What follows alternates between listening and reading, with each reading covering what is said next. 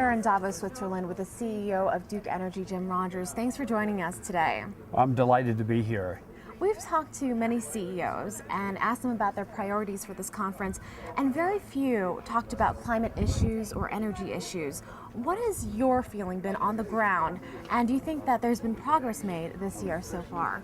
Well, first, there's the aftermath of the financial crisis, and there's a lot of conversation about that and how do we come out of this worldwide recession. But there's been discussion on energy and climate, and actually I have sensed a reframing of the issue, because if you transform the energy sector, you stimulate the economy, you create jobs, and the byproduct is you reduce your emissions of traditional pollutants as well as CO2.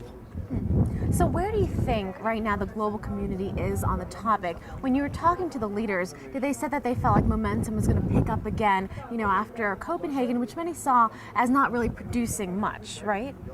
I think that Copenhagen, as people reflect on it, will believe that it produced more than they first thought. First of all, this is the first COP where you had over 100 presidents of countries there. This is the first COP where you really see the divide between developing and developed countries close, particularly with the BRIC countries really stepping up and embracing the way forward, consistent with the Accord. So I think that is those two things, as we reflect on them, give us momentum.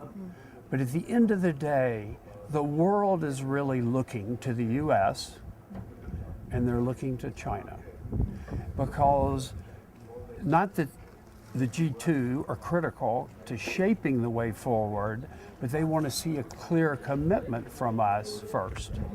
And how are you and other leaders from the U.S. and China shaping debate this year at Davos? Have you heard of also any concrete initiatives or even strong statements about how to move forward on energy issues?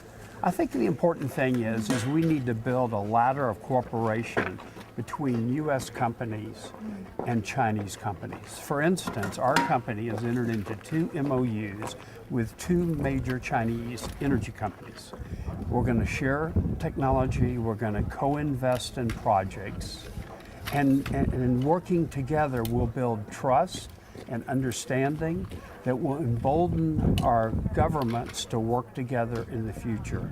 I believe what was missing in Copenhagen is the voice of business, but I see emerging around the world people that say we're in a recession, how do we come out of the recession?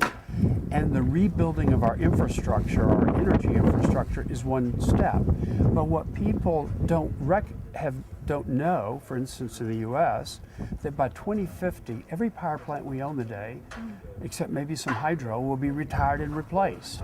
So maybe we should start early on this, and if we do, that roadmap will create jobs.